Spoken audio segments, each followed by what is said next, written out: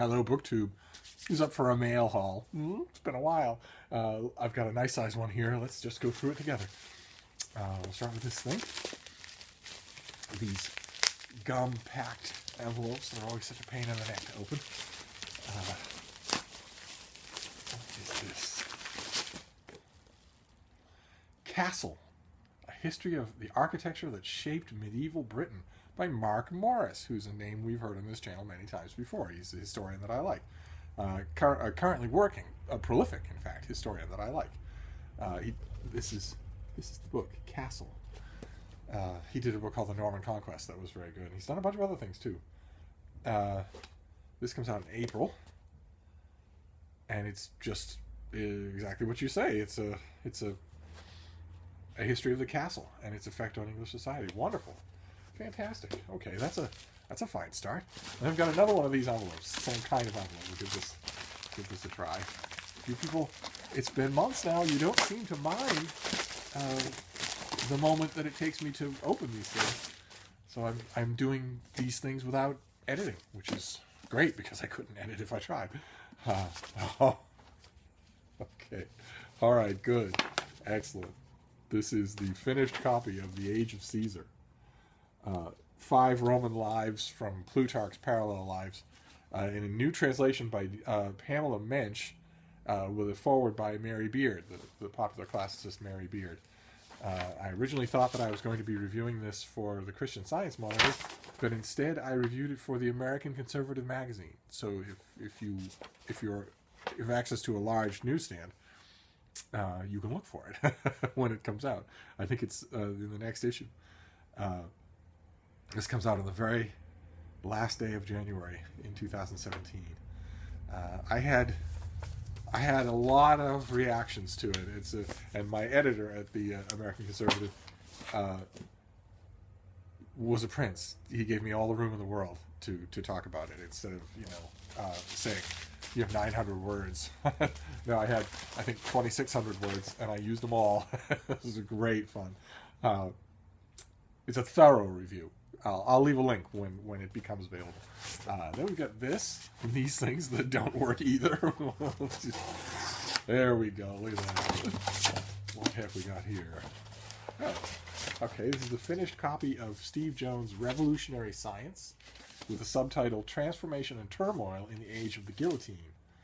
And this is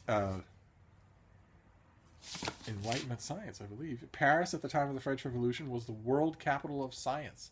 Its scholars laid the foundation of today's physics, chemistry, and biology. Oh, yes. Okay. Why am I getting a finished copy of this, I wonder? It was really, really, really good. It's a study of all the things that we forget about the Revolutionary Age in France. The main point being that for humanistic and scientific reasons, that age would have been famous even if the revolution hadn't put its stamp on the whole thing. Wonderful. Fantastic. Okay, this comes out in January 2017. Steve is very confused by this. I will dig into why. Something is confusing me about this, and I don't know what it is. January 2017. I could swear that I've already read and reviewed this book. I'll dig into it and find out. So it's a little mystery in the middle of our mail haul. It's entirely possible. It had a UK publication a while ago, so I could have done so. A sure sign that you are a very actively employed book reviewer is when you don't quite remember whether or not you reviewed a book. So we've got this. This is a little thing. Oh, look at that. Turkey Rediscovered. A Land Between Tradition and Modernity by Klaus Reicherk. Who is Klaus? It's translated from the German. That's odd. It's an odd little thing. This is from the University of Chicago Press. It's translated from the German. Comes out in the end of December.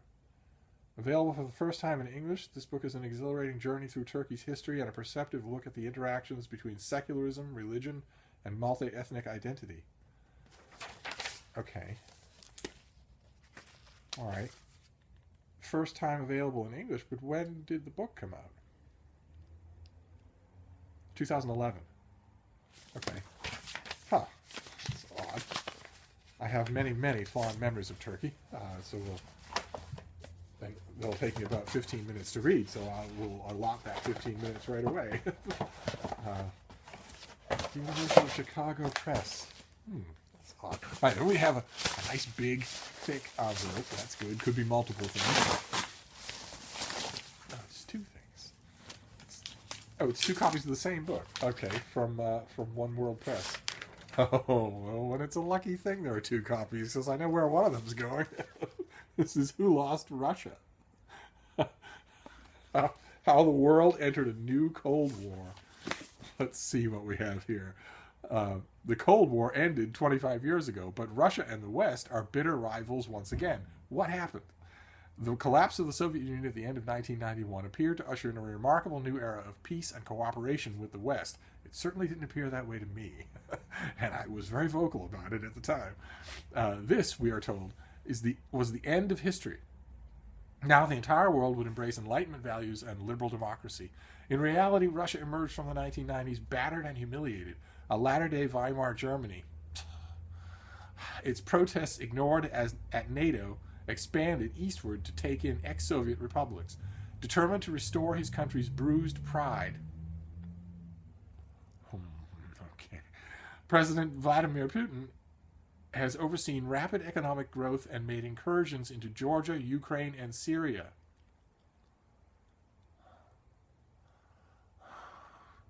Leaving the Western powers at a loss. Now a Cold War threatens to turn hot once again. In this provocative new work, based on exclusive interviews with key players either side of the new divide, Peter Conradi addresses the failures of understanding on both parts over the past 25 years and outlines how we can get relations back on track before it's too late. Okay. What's the impression you get from that description that I just read? Okay. All right. This comes out in April 11th, not as that description might lead you to think April 1st. I will give it a read. I have an extra copy, which will go winging its way to Olive at a book Olive. Maybe she can give it a read as well. Who Lost Russia?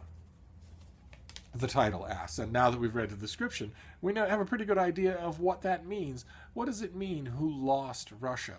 If you lose something, where does the blame lie? Well, it lies with you, doesn't it? Because you lost it, you should have been more careful. Who lost Russia? Yeah, that's great. That's just great. That's like saying that someone who holds you up with a loaded pistol and then shoots you has lost one of his bullets.